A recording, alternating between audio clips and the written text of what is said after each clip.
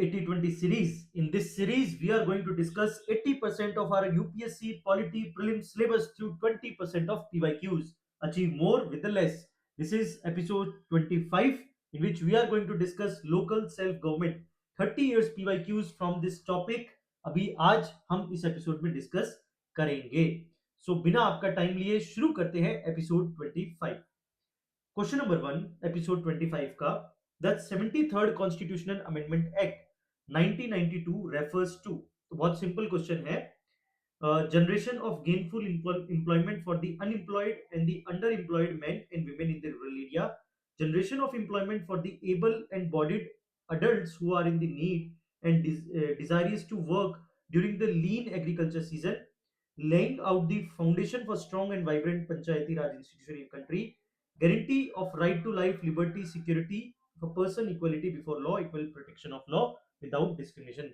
बहुत ही simple answer option C, laying the foundation of strong and vibrant panchayati raj institution in the country. ये है 73rd constitutional amendment act. Next question. which one of the following is incorrect?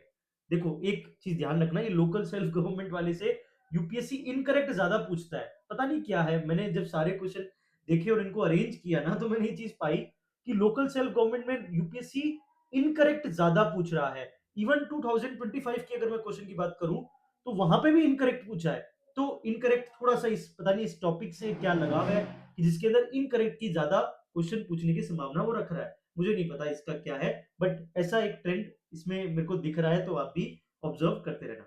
Which one of the following is the incorrect with in respect to local government in India? तो incorrect क्या है? According to Indian constitution, local government is not an independent tier in the federal system. So एक independent tier नहीं है. ठीक है, ये कह रहा है पहला statement. Second, 1/3 of the seats in the local bodies are reserve for the women. ये तो बिल्कुल सही स्टेटमेंट है, करेक्ट स्टेटमेंट है. Local government finances are to be provided by the commission. Yes, तो ये भी स्टेटमेंट सही है. स्टेट फाइनेंस कमीशन डिटरमाइन करेगा. Election to the local bodies are to be determined by the commission. Yes, ये statement भी बिल्कुल सही है. सो फर्स्ट स्टेटमेंट गलत है. According to Indian constitution, local government is not an independent tier in the federal system. ये independent tier नहीं है. नहीं, according to Indian constitution, local government is an independent tier in the federal system. तो ये not word गलत है, और ये नॉट ही इसको इनकरेक्ट बनाता है. So option A is the correct answer for this answer. I hope आपको समझ आया होगा. The 73rd and 74th Constitutional Amendment Act 1992-93 established local government as a third independent and constitutionally recognized tier of government in the Indian federal system, union, state and local. The constitution explicitly provided for their structure, powers and regular election, making them an independent and functional level of the governance. ये बात याद रखना. Next, अगर option B की बात करूं तो ये बिल्कुल सही है. ठीक है, 33% रिजर्वेशन फॉर द विमेन. ठीक है, and local self finances are provided by the commission. Yes, state finance commission, ये बात बिल्कुल सही है. And then election local bodies, तो इसमें भी स्टेट इलेक्शन कमीशन, इसके बारे में भी बात बिल्कुल सही है, कोई गलत नहीं है. ये तीनों स्टेटमेंट जो सही है वो भी यहाँ पे मेंशन्ड है. Next question. What is the system of governance in the Panchayati Raj setup? What is the system of governance in the Panchayati Raj setup? Single tier structure of local self government, 2 tier, 3 tier of local self government at the village, block and district level, 4 tier system. So 1, 2, 3, 4. So 3 tier system of local self government at the village, block and district level. ठीक है, exception है, but basically overall 3 tier system है. यही आपको दिमाग में रखना है. So the system of governance in the Panchayati Raj setup, 3 tier structure of local self-government, which was institutionalized by 73rd Constitutional Amendment Act of 1992. Village level, the Gram Panchayat is a basic unit of local administration in the village and group of village. Block level, ठीक है, the Panchayat Samiti, also known as Block Samiti, Mandal Parishad, in different state function at the intermediate level, linking the village and the district administration. Third is district level, Zila Parishad. ठीक है, district council, apex body at the district level which supervise the coordinates and functioning of the panchayat samitis and gram panchayat. I hope आपको ये समझ आया होगा. ये सब factual question है, सो इनमें ज्यादा दिमाग नहीं लगाना. चलो, ये आ गया फिर एक क्वेश्चन नोट वाला. which one of the following was not proposed by the 73rd constitutional amendment act in the area of panchayati raj? इसमें से कौन सा प्रपोज्ड नहीं है in the area of Panchayati Raj? 33% seats in all elected rural bodies will be reserve for the women candidate. ये तो पता नहीं यूपीएससी का फेवरेट स्टेटमेंट है। बिल्कुल सही है भैया, ये गलत नहीं है। The state will constitute their finance commission to allocate resources to panchayat raj institution. ठीक है। The Panchayati raj elected functionaries will be disqualified to hold their office if they have more than 2 children. ठीक है भैया, ये तो मेरे को तो पढ़ते ही हंसी आ रही है। The election will be held in a 6 month time if Panchayat Raj body are superseded or dissolved by the state government। ठीक है, ये बिल्कुल सही स्टेटमेंट है कि the election will be held in 6 month time if Panchayati Raj bodies are superseded और dissolved by the state government. 6 महीने में इलेक्शन होगा, ये बिल्कुल सही स्टेटमेंट है। और ये स्टेटमेंट भी सही है, state will constitute the finance commission to allocate resources to the Panchayati raj institute, जिसको बोलते हैं state finance commission. So option C is the correct answer, not proposed by 73rd constitutional amendment act is the Panchayati raj elected disqualify हो जाएंगे, उनके disqualification में ऐसी कोई बात नहीं दी गई कि अगर if they have more than 2 children. हाँ, कुछ स्टेट्स के अंदर ये बात कही गई है, बट ऐसा एग्जैक्टली कॉन्स्टिट्यूशन में नहीं दिया हुआ। So option C is the correct answer. The provision regarding the disqualification of elected functionaries having more than 2 children was not part of original 73rd Constitutional Amendment Act, while some individual states like Haryana, Rajasthan later adopted this norm through their own legislation, but it was not provision proposed in the central 73rd Constitutional Amendment itself। ये बात याद रखना है। ठीक है, आई hope आपको समझ आया होगा। सो बाकी 3 स्टेटमेंट आपको पता ही है। Part 9 of the constitution of India 11th schedule 73rd constitution amendment women reservation 33%। अब देखो 33% मैंडेटरीली उन्होंने कहा है, नॉट लेस देन। ठीक है, बट कुछ स्टेट्स के अंदर तो 50% भी है। ठीक है, तो उसका मतलब नहीं है, बट कॉन्स्टिट्यूशन के हिसाब से नॉट लेस देन 1/3 ये वर्ड्स एग्जैक्टली दिए हुए हैं। अब ज्यादा करो तो तुम्हारे अपने स्टेट के ऊपर है। स्टेट फाइनेंस कमीशन हमने ऑलरेडी डिस्कस किया, इलेक्शन एंड डिसोल्यूशन। ठीक है, stipulates that the panchayat if dissolved before its 5 year term election to reconstitute must be completed within the 6 month from the date of dissolution. ये बात आपको याद रखनी है for the future purpose. Next question. In the new Panchayati Raj Bill enacted 1993, there are several fresh provisions deviating from the past. Which one of the following is not, देखो फिर not, one such provision? इसमें से कौन सा ऐसा provision नहीं है? A number of added responsibility in the area of agriculture, rural development, primary education, social forestry, among others। ये सब आपके डायरेक्टली 11th शेड्यूल में दिए हुए हैं। Elections being mandatory for all post at a time they are due. ठीक है, इसको देखते हैं। The statutory representation of women in the panchayat up to the third of the strength. ये तो भैया यूपीएससी का फेवरेट है, तो बिल्कुल सही स्टेटमेंट है। Regular remuneration to the panchayat members so as to ensure their punctuality and accountability. नहीं, उनके पंक्चुअलिटी और अकाउंटेबिलिटी से रिलेटेड ऐसा कोई भी प्रोविजन नहीं दिया गया 1993 एग्जैक्टली एक्ट के अंदर। तो statement D is the correct answer. Which of the following is not one such provision? So option D was not such provision. ये बात याद रखना। बाकी ये सब प्रोविजन दिए हुए हैं, ये भी प्रोविजन है, ये भी प्रोविजन है, ये भी प्रोविजन है। ठीक है, ये आपको याद रखना है। Election being made mandatory for all post at time they are due, ये भी आपका दिया गया है, बात याद रखना। ठीक है, नेक्स्ट क्वेश्चन बहुत अच्छा क्वेश्चन है। A college student desire to get an elected to the municipal council of his city. The validity of his nomination would depend on the important conditions among others that, मतलब और तो conditions होगी, but उसमें से वो तो है ही, उसके अलावा कौन सी इंपॉर्टेंट कंडीशन इनमें से होगी जिससे वो डिटरमाइन करेगा कि वो नॉमिनेशन कर सकता है कि नहीं। तो क्या क्राइटेरिया होगा? इफ ही ऑब्टेन्स, ठीक है, that he obtains permission from the principle of his college, अपने कॉलेज के प्रिंसिपल से अगर परमिशन ली तो ये क्या जरूरी है? He is a member of political party, उसका पॉलिटिकल पार्टी का मेंबर होना जरूरी है? ऐसा कोई जरूरी नहीं है, इंडिपेंडेंट पार्टी से भी कर सकता है, तो ये तो बिल्कुल नहीं है। Is name figures in the voter list? Yes. He files a declaration owing allegiance to the constitution of India. ये वाइल नॉमिनेशन के टाइम है, ठीक है, बट ये कंडीशन सबसे इंपॉर्टेंट है आपका, his name figures in the voter list. Voter list में उसका नाम होना सबसे इंपॉर्टेंट कंडीशन है। अमंग अदर्स, अगर सबसे इंपॉर्टेंट कंडीशन की बात की जाए तो option C is the correct answer, his name figures in the voters list. अब मैं आपको सारी कंडीशन बताता हूं।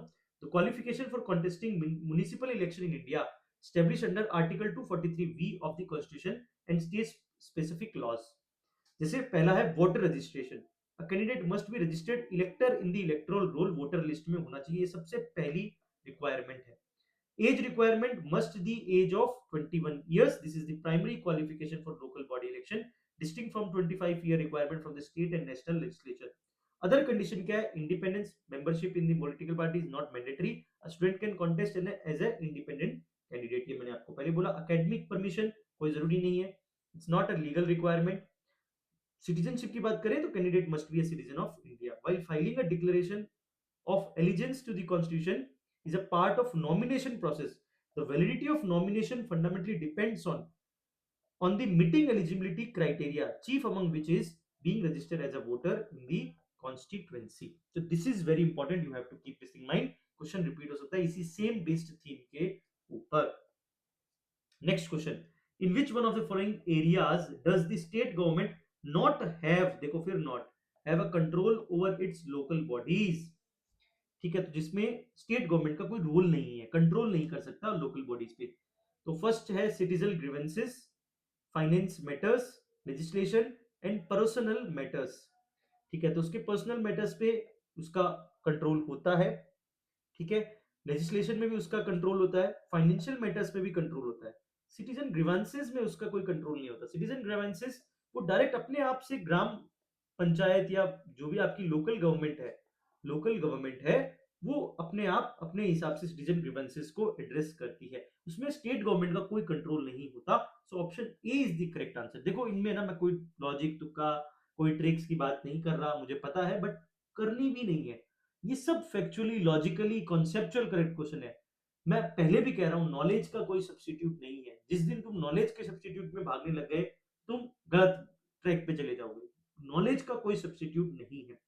और एक बात और मैं बताना चाहता हूं आपको, लोग ना ये ट्रिक्स को ऑब्सोलेट मानते हैं। ठीक है, ट्रिक्स को ऑब्सोलेट मानते हैं, मतलब कि ट्रिक्स हमें अगर हमने कोई लगाई, ठीक है, तो उसमें सब आंसर हमारे सही होने चाहिए, सब में ही ट्रिक्स लगेगी। तो जो ये 100% वाली ब्लैक एंड व्हाइट वाली सिचुएशन है, ये कभी नहीं होती।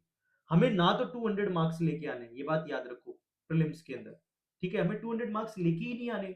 तो सारी ट्रिक्स सब कुछ चीजें एक जैसी की जैसी हर क्वेश्चन पे लगे, ऐसा नहीं है। कुछ क्वेश्चन लीव करने वाले भी होते हैं, कुछ क्वेश्चन में लगेगी, कुछ में नहीं लगेगी, ज्यादातर में लगेगी, ये बात याद रखना। ठीक है, जो ये पूरा सोचने लग जाए कि ये इस क्वेश्चन में ये तो लग नहीं रहा, ये क्वेश्चन में ये नहीं, तो तुम समझ लो कि बहुत ज्यादा बाल की खाल निकालने वाले माइंडसेट में आ चुके हो। उस माइंडसेट से नॉर्मल में आओ। बिकॉज देखो मैं तुम्हें पूरा प्रीलिम्स का स्ट्रक्चर बताता हूँ। 100 क्वेश्चन आउट ऑफ 100 क्वेश्चन की अगर मैं बात करूं, out of 100 question 30 to 35 question ही ऐसे होंगे जो आपके डायरेक्ट नोट्स में से होंगे। आप कोई भी कोचिंग का नोट्स उठा लो, बेस्ट से बेस्ट कोचिंग का नोट्स उठा लो तो भी, या बेस्ट से बेस्ट करंट अफेयर का मटेरियल उठा लो, जो सबसे बेस्ट है, सब मिला के 30 से 35 क्वेश्चन ही होंगे आपके नोट्स में से। रेस्ट 60 to 65 क्वेश्चन आपको कैसे करने होंगे? आपको एग्जाम हॉल के अंदर थ्रू लॉजिकल गेसिंग, जिसको बोलते हैं लॉजिकल गेसिंग से करने। अब मैं नहीं कह रहा कि 60 to 65 में कुछ जगह पे लॉजिकल गेसिंग सही होगी, कुछ जगह पे गलत होगी। कि 35 क्वेश्चन में से आप कम से कम 25 से 30 क्वेश्चन सही करने की एक्यूरेसी करो। वो कैसे होगी? बेसिक फाउंडेशन को क्लियर करो। ठीक है, वो अगर आपका यहाँ पे 25-30 क्वेश्चन हो गए, तो इनमें अगर हाफ क्वेश्चन भी हुए, हाफ से थोड़ा ज्यादा नहीं तो हाफ क्वेश्चन हो गए, तो आप लगभग कट ऑफ निकाल दोगे। ठीक है, यही गेम है। आप ऑब्सोलेट मत सोचो कि भैया जो ट्रिक लगाई सब में ही लगेगी, नहीं लगेगी। ठीक है, कुछ में लगेगी, कुछ में नहीं भी लगेगी, ये दिमाग में रखो। ठीक है, ब्लैक एंड व्हाइट की तरह मत सोचो। पूरा यूपीएससी प्रीलिम्स ग्रे एरिया के अंदर ही होता है। इस बात को जितनी जल्दी समझोगे उतना आसान होगा। सो इसका आंसर होगा citizen grievances. Next question, consider the following statement. Part 9 of the constitution of India contains provision for the panchayat and was inserted by the constitution 73rd act 1992। ठीक है, प्रोविजंस पंचायत के होते हैं पार्ट 9 के अंदर, बिल्कुल सही है, ये स्टेटमेंट बिल्कुल सही है। Part 9A of the constitution of India contains provision for the municipality and article 243Q envisages two types of municipality, a municipal council and municipal corporation for the every state। ठीक है, काफी information दी है। ठीक है, और दो information दी है, पहली इंफॉर्मेशन एंड सेकंड। सेकंड में साफ ही गलत है, ये 2 टाइप्स नहीं है, 3 टाइप्स है। यहाँ पे यूपीएससी ने गेम खेला है 3 टाइप्स, ठीक है। तो देखो वो खेल कहां पे रहा है, नंबर पे ही तो खेल रहा है। जहां जहां पे चेंज करने के चांसेस है वहां वहां पे वो चेंज कर रहा है। 2 की जगह 3, 3 की जगह 2, यही तो कर रहा है। इससे स्टेटमेंट गलत हो गया। स्टेटमेंट गलत हुआ, वही बात, एक स्टेटमेंट सही और एक गलत, और आंसर हो गया आपका 1 ओनली। करेक्ट क्या है? 1 ओनली। आई होप आपको बात समझ आई होगी। सो पार्ट, अगर स्टेटमेंट 1 की बात करूं, पार्ट 9 कॉन्स्टिट्यूशन में 73rd अमेंडमेंट एक्ट दिया हुआ है, ठीक है, कॉन्स्टिट्यूशनल स्टेटस। स्टेटमेंट 2 इनकरेक्ट है। Part 9A of the constitution of India was inserted by 74th constitutional amendment act, बिल्कुल सही है, 1992, and contains provision for the municipality. Yes, more importantly article 243Q envisages 3 types of municipality for every state: Nagar panchayat for transitional areas, municipal council for the small urban areas, municipal corporation for the larger urban area. It is not limited just to two types, ठीक है। तो UPSC खेल कहा रहा है, वही उसके पुराने वही तरीके हैं, वहीं पे खेल रहा है, वो कुछ नहीं कर रहा। तो इन पे बस सोचना है आपको। एग्जाम हॉल के अंदर कुछ इन्हीं वर्ड्स पे ऐसे बॉक्स बना के सोचना है कि भैया 2 है कि 3 है। अगर आपने पढ़ा होगा ढंग से तो आप बता दोगे कि हाँ भैया 3 टाइप है और यहाँ पे गलती है। क्लियर है? आई होप आपको समझ आया होगा। Next question, the Constitution, 73rd Amendment Act 1992, which aims at promoting Panchayati Raj institution in the country, provides for which of the following? ठीक है, मतलब 73rd अमेंडमेंट एक्ट से क्या क्या चीजें आई है वो सीधा सीधा पूछ रहा है। बहुत अच्छा क्वेश्चन है और आगे फ्यूचर में भी इसका स्कोप है, मैं अभी से बता रहा हूँ, ठीक है। Constitution of district planning committee क्या 73rd अमेंडमेंट एक्ट से आया है? सोचो। स्टेट इलेक्शन कमीशन क्या 73rd से आया है? सोचो, ठीक है। Establishment of state finance commission, सोचो, ठीक है। जो आप ध्यान से सोचोगे तो पता चलेगा ये तो नहीं है, 74th से आया है district planning committee, 74th constitutional amendment act. Why? Because 73rd is related to the villages, ठीक है, and district planning committees are related to the your also urban areas. So urban areas related होगा 74th constitutional amendment act. तो first statement is wrong. If first statement is wrong, so 2 and 3 option B is the correct answer. I hope आपको समझ आया होगा। सो state election commission भी 73rd से है, state finance commission भी 73rd से है। ये दोनों बात आपको याद रखनी है फॉर द फ्यूचर। ये बात याद रखना, मेरी बात, यहां से क्वेश्चन फिर से रिपीट होगा, मैं अभी से बता रहा हूं ये बात, ठीक है। सो द कॉन्स्टिट्यूशन 73rd में क्या क्या है? State election commission to conduct all the panchayat, state finance commission, ठीक है, and district planning committee. The constitution of district planning committee DPC is provided under the article 243 Z ZD, ठीक है, which is introduced by the 74th Constitutional Amendment Act 1992 concerning urban local bodies municipality, not 73rd Amendment, ठीक है। समझ आई बात? सो उसी type का question फिर से। Consider the following statement. In India, a metropolitan planning committee, पे डायरेक्ट क्वेश्चन है, is constituted under the provision of Constitution of India. क्या कॉन्स्टिट्यूशन में मेट्रोपॉलिटन प्लानिंग कमेटी है? ये सोचो। Prepares the draft development plans for the metropolitan area, has a sole responsibility. इस word को समझो, ये वैसा सही वर्ड है सिंगल हैंडेडली, लाइक वैसा ही वर्ड है, has sole responsibility for implementing government sponsored schemes in the metropolitan area. मैं पता नहीं बार बार अपने मेंटीज को ये बात कहता हूं और फिर से यहां पे भी बोल रहा हूं कि यूपीएससी के प्रीलिम्स के क्वेश्चन कई बार उसके क्वेश्चन के अंदर ही होते हैं। अगर मैं क्वेश्चन की ही बात करूं, क्वेश्चन में पूछ क्या रहा है? मेट्रोपॉलिटन प्लानिंग कमेटी, मतलब एक ऐसी कमेटी जो प्लानिंग का काम है, उसका मेन काम है, उसका मेन इंपॉर्टेंट काम है प्लानिंग। और यहां पे थर्ड स्टेटमेंट में कहा है कि उसकी सोल रिस्पॉन्सिबिलिटी है इंप्लीमेंटेशन। तो ये क्या आपस में ही कॉन्ट्रडिक्शन नहीं है क्या? सोचो, इंप्लीमेंटेशन एंड प्लानिंग में कोई फर्क नहीं होता क्या? प्लानिंग, मेट्रोपॉलिटन प्लानिंग कमेटी का काम है प्लान करना, ठीक है, स्ट्रेटजी बनाना, नॉट इंप्लीमेंटेशन। ये बात समझ आ रही है? सो विद इन क्वेश्चन के अंदर ही कॉन्ट्रडिक्शन है। सो थर्ड स्टेटमेंट रॉन्ग है। जैसे ही थर्ड स्टेटमेंट रॉन्ग है, सो आंसर आ गया 1 and 2 and 2 only. So answer होगा 1 and 2। It constitute under the provision of constitution of India. ये बिल्कुल सही स्टेटमेंट है, अबव द करेक्ट। समझ आई बात? सो विद इन क्वेश्चन को ढंग से पढ़ना आना चाहिए। अगर क्वेश्चन पढ़ना आ गया तो प्रीलिम्स निकल गया, ये समझो। जिस दिन क्वेश्चन पढ़ना आ गया, समझ लो प्रीलिम्स निकलेगा। ठीक है, अपने अंदर विश्वास रखना है। ठीक है, आई होप आपको ये बात समझ आई होगी। This is 2011 question. आगे डिस्कस करते हैं क्या कहा है। So first statement is correct, second is correct, third is incorrect. तो मेट्रोपॉलिटन कमिटी आपका प्रोविजन दिया हुआ है आर्टिकल 273 जीई। ठीक है, 74th अमेंडमेंट एक्ट से आई है। एमपीसी का फंक्शन, प्राइमरी फंक्शन है draft development plan for entire metropolitan area. Third, role is primarily planning and coordination, not sole responsibility for implementing government sponsored schemes. Implementation is typically handled by respective municipal bodies and panchayat of the state government agencies. तो आप मुझे comment box में बताएंगे what is the difference between the central sector scheme and central sponsored schemes. Sponsored scheme and sector scheme में क्या फर्क है, आप मुझे कमेंट बॉक्स में बताएंगे। ठीक है, next, in the areas covered under the panchayat extension to the scheduled areas, 1996 का ये क्वेश्चन है। ये एक्ट आया था 1996 का, PESA act, panchayat extension to schedule areas act. What is the role and power of gram sabha, 2012 का क्वेश्चन है।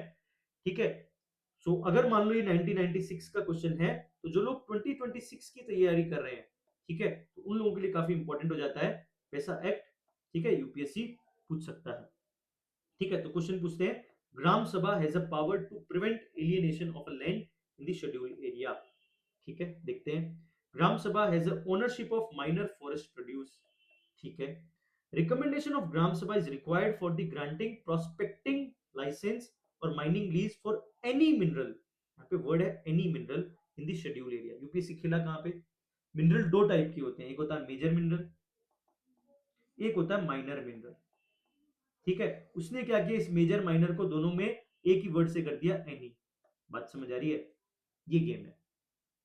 तो यूपीएससी खेल कहा रहा है, वही मेन उसका टिपिकल कुछ जगह है, वहीं पे खेल रहा है। Recommendation of gram sabha is required for granting prospecting licence और mining lease for any minor. यहां पे आप एनी पे फोकस नहीं किया तो दिमाग खराब हो जाएगा। ठीक है, तो एनी के अंदर मेजर मिनरल भी आते हैं, माइनर मिनरल भी आते हैं। तो ये हो सकता है माइनर मिनरल के लिए उसकी जरूरत होगी, ग्रांटिंग होगी, बट मेजर मिनरल के लिए ना हो, ऐसा भी तो हो सकता है। सो ये एनी वर्ड यहाँ पे इसीलिए गलत है, बिकॉज इस एनी मिनरल का मतलब बहुत ज्यादा बड़ा होता है, क्योंकि मिनरल का फर्दर क्लासिफिकेशन भी है। So third statement is wrong. Correct पूछा है तो थर्ड रॉन्ग है। 1 and 1 2। ठीक है, तो gram sabha is power to prevent alienation of land, बिल्कुल सही है।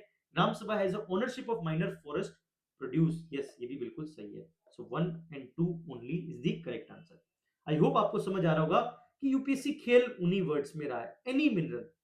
एनी मिनरल पे आपको सोचना है, समझ आ रही है बात। जैसे ही उसको सोचा तो आंसर आपका आ गया बिल्कुल अच्छे से।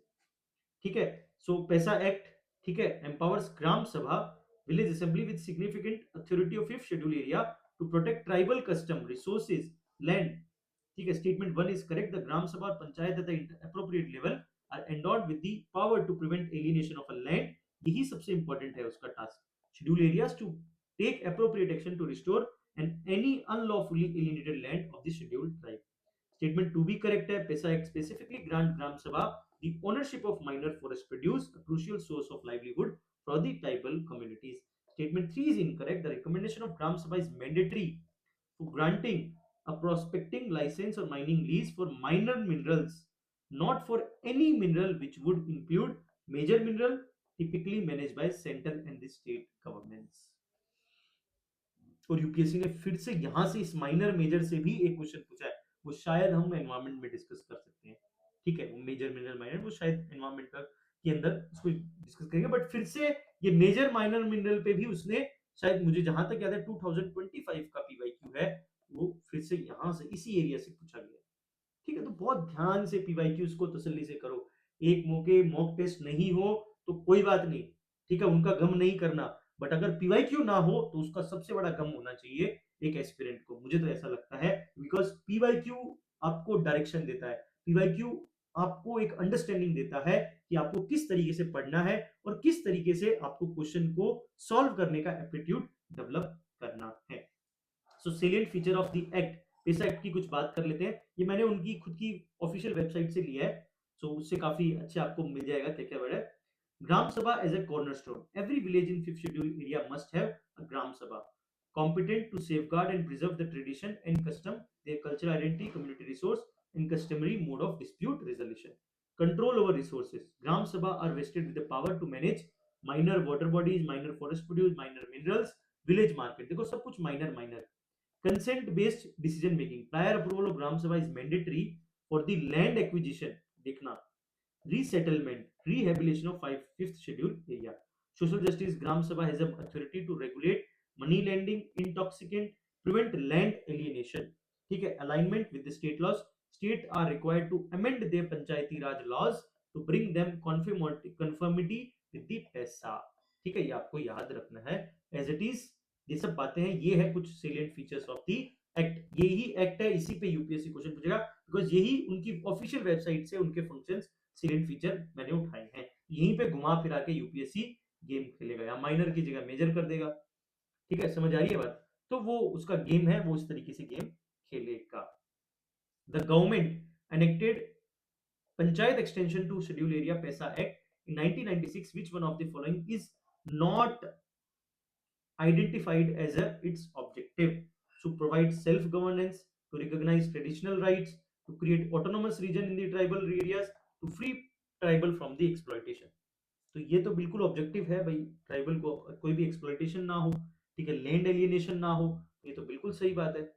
ठीक है, उनके ट्रेडिशनल राइट्स को रिकॉग्नाइज करना, टू प्रोवाइड सेल्फ गवर्नमेंट्स, यही तो पैसा का पूरा ऑब्जेक्टिव अभी हमने पढ़ा.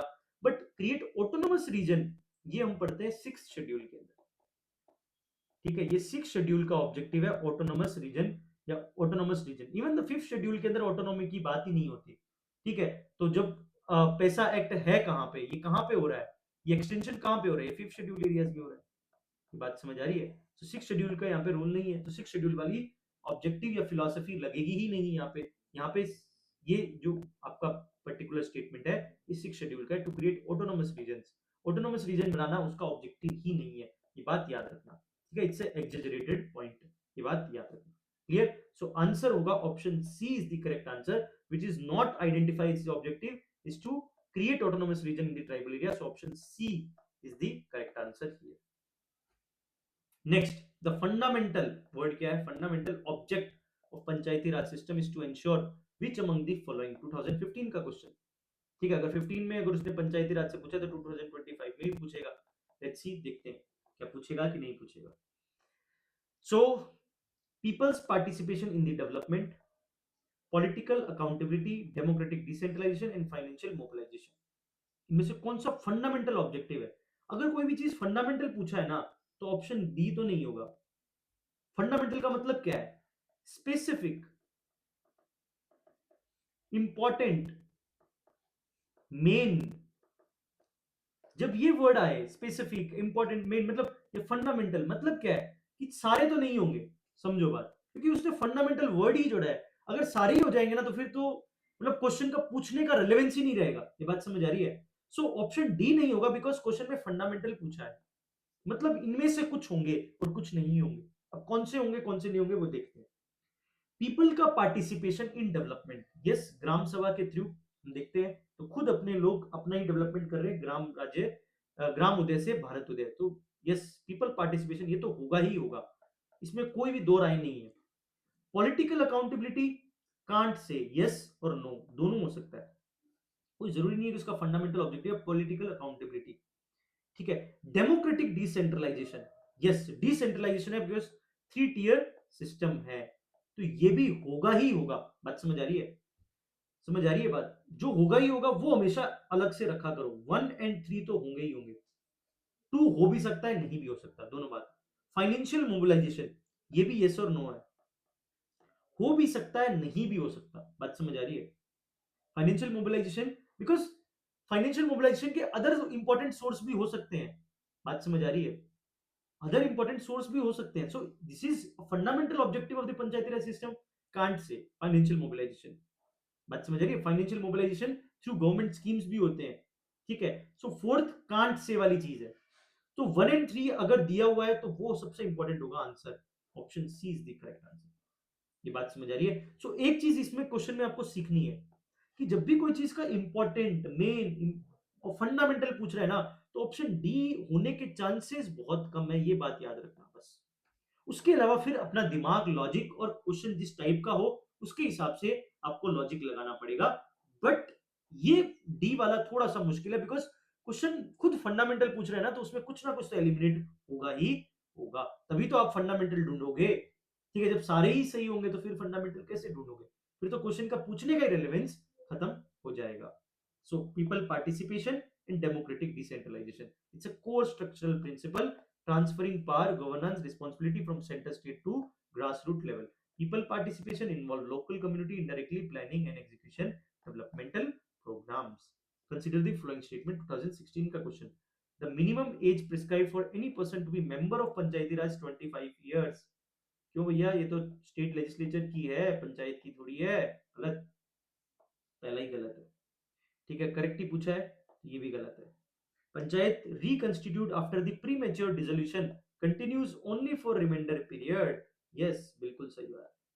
ऑलरेडी इसी थीम पे पहले भी स्टेटमेंट दिया है, उसी को रिपीट किया है, जस्ट थोड़ा ट्वीक किया। The panchayat reconstitute after premature dissolution continues only for the remainder period। Yes, right, कोई दिक्कत नहीं। So second statement is correct and the first statement is incorrect because 21 years है। और यहाँ पे 243 क्या कहता है? Constitution, a panchayat reconstituted after premature dissolution continues only for the remainder period of the original 5-year term. It does not get a fresh 5-year term unless the remaining period is less than 6 months, whichever the case no election is necessary। अगर 6 महीने से कम रह गया time तो election करवाने की भी जरूरत नहीं है, सीधा सीधा नया इलेक्शन करवाओ। ठीक है, लास्ट क्वेश्चन इस एपिसोड का 2025, ये देखो 2015 में पूछा था, वो देख लो 2025 में फिर से इसी टॉपिक से पूछा है क्वेश्चन। ठीक है, तो अब बाकी आप मुझे कुछ बोलने की जरूरत नहीं, आप देख लो। Which of the following statement given are not correct, ये देखो 25 तक भी वो अपनी फिलोसफी में बदला नहीं है, तुम बात समझ रहे हो मेरी? वो नॉट करेक्ट 30 सालों से पूछ रहा है, नॉट करेक्ट वो 30 सालों से पूछ रहा है इस टॉपिक में, वो आज भी नॉट करेक्ट ही पूछ रहा है, पता नहीं क्यों। हाँ, मुझे नहीं समझ आ रहा है इस बात का। आप लोगों को कमेंट बॉक्स में मुझे नॉट करेक्ट की कोई फिलॉसफी हो तो प्लीज बता देना कि वो इसी टॉपिक्स में नॉट करेक्ट क्यों पूछ रहा है।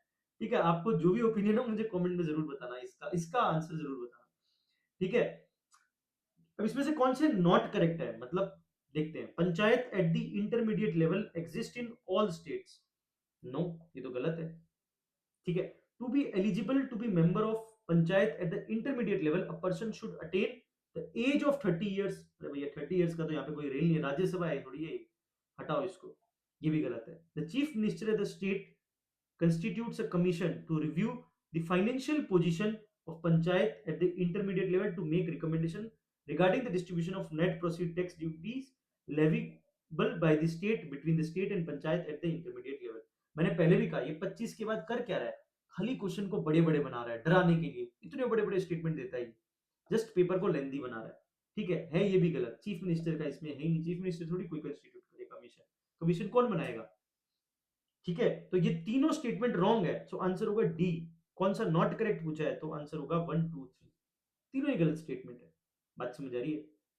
देखो फर्स्ट में इनकरेक्ट क्या है, 3 tier सिस्टम मैंडेटरी है, मानते हैं, but the population not exceeding 20 lakh 2 million have the option not to constitute panchayat at the intermediate level। बात समझ आ रही है? लाइक नागालैंड, मेघालय, मिजोरम, इन मिजोरम पॉपुलेशन ही नहीं उतनी, 20 लाख से कम है, तो इनके 2 tier भी हो सकता है। तो यहाँ पे लिखा गया कि to be eligible to member of panchayat at the intermediate level person, नहीं सॉरी, ये panchayat at the intermediate level exist in all states, नहीं ऑल स्टेट में नहीं है, कुछ स्टेट्स में जिनकी पॉपुलेशन 20 लाख से कम है वहां पे 2 tier भी है। बात समझ आ रही है? But overall 3 tier system mandatory है। ठीक है, बस एक एक्सेप्शन है, तो एक्सेप्शन कोई वो बात नहीं है। फिर statement 2 is incorrect. Minimum age यार ऑलरेडी आपको पता है 21 इयर्स। ठीक है, उसके बाद statement 3 is incorrect. The governor of the state, not the chief minister, who constitute the state finance commission every 5 year. ठीक है, और वही उसका इंपॉर्टेंट रोल है regarding the distribution of net proceed and tax duties of the state and the panchayat. I hope आपको बहुत अच्छे तरीके से क्लियर हो गया होगा। सो अब I hope probably this is going to be the last episode of this 80 Polity 8020 series. So we'll discuss the last discussion और वो होगा आपका important acts and constitutional amendments पे। ठीक है, हो सकता है कि ये मैं एक ही एपिसोड में हूँ, मुझे नहीं पता कि इसका रिकॉर्डिंग का टाइम क्या होगा, बट मेरा टारगेट है कि मैं कोई भी रिकॉर्डिंग का टाइम 60 मिनट से ज्यादा नहीं रखूंगा। कोई 5-4 मिनट ऊपर हो जाए वो हो जाए, उससे बड़ा नहीं करना। तो विल सी कि क्या होता है, but I think probably this is going to be your last polity discussion. So will meet in the episode 26। I hope you are enjoying this session, and आप कमेंट बॉक्स में जो भी आपको कहा है वो प्लीज जरूर लिखिएगा। थैंक यू सो मच, मिलते हैं नेक्स्ट एपिसोड में, episode 26। Thank you so much.